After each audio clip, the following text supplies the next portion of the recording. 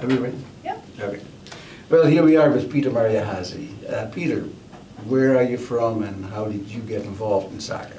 Well, it's kind of a long story, but I'll make it short. I am originally from Chicago, but my family is from Hungary, and my father played soccer, club soccer in Hungary for the Verdi Club. And then in high school in Illinois, I was the team manager for the soccer team because I couldn't play because I had some knee issues. Oh, yeah. And then up here, when we moved here from Chicago in 1990, my eldest son brought home a volunteer form. And on the volunteer form, the registration form, on the volunteer part, I registered and said, hey, I'd be on the board of directors, thinking they would never call me. They called me. And so I became on the board of directors for what was then youth sports, and then eventually became the Menasha Area Soccer Club. Well, it's a good thing that happened, because you were involved, what, for the next 30 years. 30 years involved, not playing, but running organizations and helping them out in that way. So you said your dad played in Hungary. Did he play in Chicago too? No, well, little pickup games. Okay. No club games, Okay. no league. But they played pickup games quite a bit. So soccer was part of your breakfast conversation? Oh, very much so. Chicago, yeah. Very much so. So when you came to Appleton, Menasha, how long ago was that? 1990, 30 years. 1990. There was already some soccer going on here. Yes. Quite a bit, actually. Yeah, and that's what was gratifying is that when my son came home and said he wanted to play soccer, it felt very good because there was no encouragement on my part. He just wanted to do it. And then my other son got involved as well. So and having an established club and a league in the area made it feel very good and very natural. So you felt this had been you've been here for a long time. Yes. Even though it didn't start until late 60s. Right.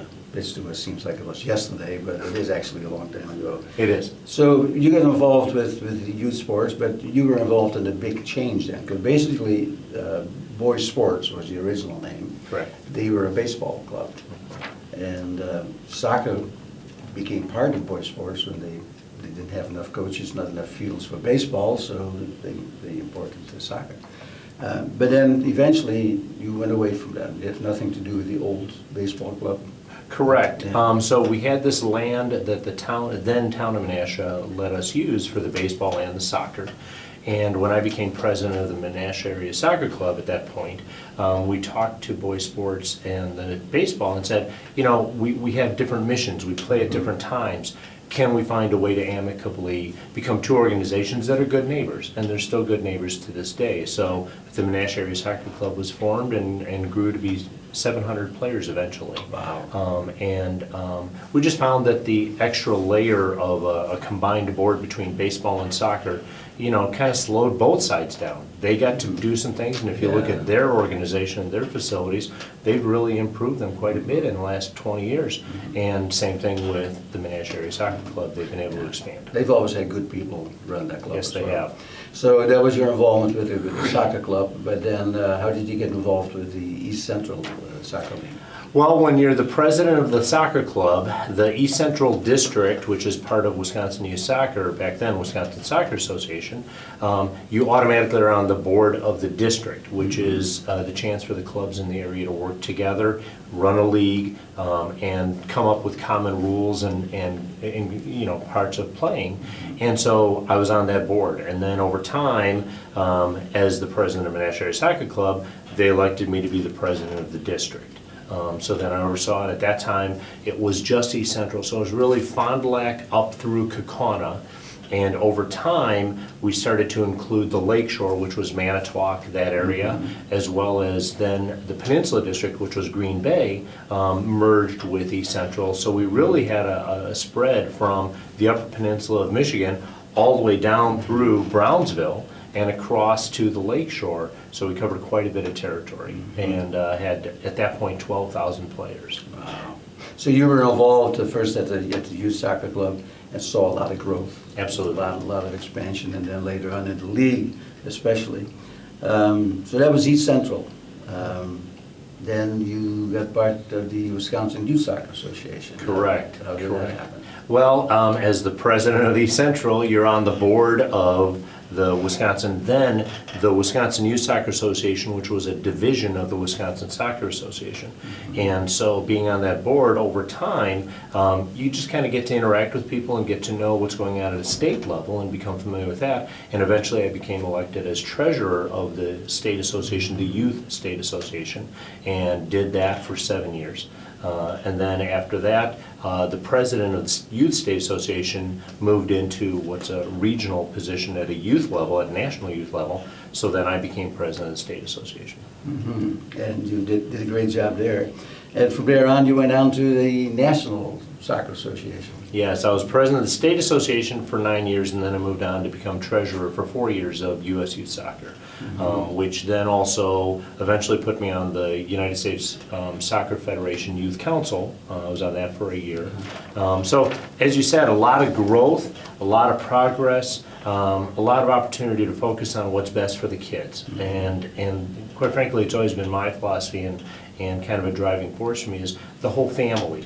So to me, soccer has a unique way, as opposed to some other youth sports, to allow the family to be engaged.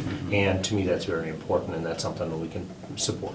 Wonderful. You were one of the kind of people that we did not have in the 60s when we started. We were trying to sell people on soccer. It was already sold. You did the business part and went off with it and did a great job, which eventually got you elected to the Wisconsin Soccer Hall of Fame. Yes, that was very flattering. I was, as the president at that point of the Wisconsin Youth Soccer Association, the gentleman of the Wisconsin Soccer Hall of Fame. Actually, we were just getting together for a meeting, and they caught me off guard and said, we met separately and we decided to induct you into the Hall of Fame. It was quite an honor, unexpected. I thought, if ever it happened, it'd be years when my grandkids are getting married and out of college, but they jumped it up and they took the initiative to put me in, and I was incredibly flattered. Wonderful. And then you served on the Hall of Fame committee for a while. Yes. Also with selecting new members in the group. So what is next in soccer for Peter Mariahazy? Right now I'm focused on, as I said, family's important. So I have 2 grandchildren who play soccer. My son, who coached, took a year off, wants to get back into coaching. I was a referee for 8 years. I did a little bit of coaching. So, I'm trying to decide if I want to do that or if I want to go back at a national administrative level or if I want to help out at the club.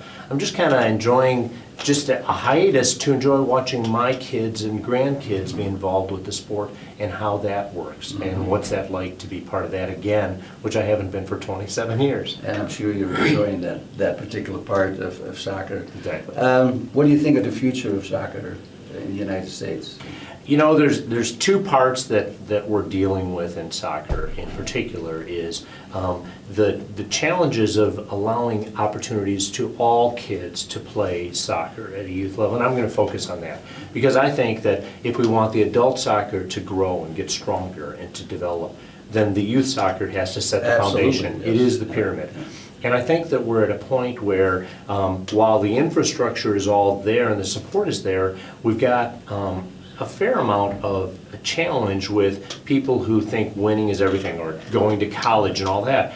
And my concern is we got to make sure that the people who are playing and the parents and the coaches who are participating, there's a good amount of them that help with the love of the game. And it's not just that it's their next career step, but that they enjoy the game for the game and the activity it brings. And I think that's the next area of focus we need to do.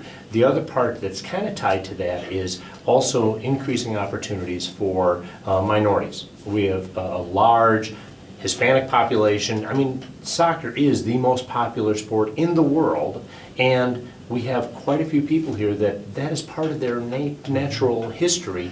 And how do we encourage them to be able to play it in a less formal, less regimented way? And how can we give them opportunities to participate in the sport and just express their love of it? Because their parents love it, and so there'd be a natural connection there and can take the sport to the next level. Wonderful. Some great ideas. I hope you. we all put them into action sometime. And hey, great talking to you. Thank you, Tony. Appreciate the time and appreciate your effort and always enjoy the talks with you. It's always been a pleasure.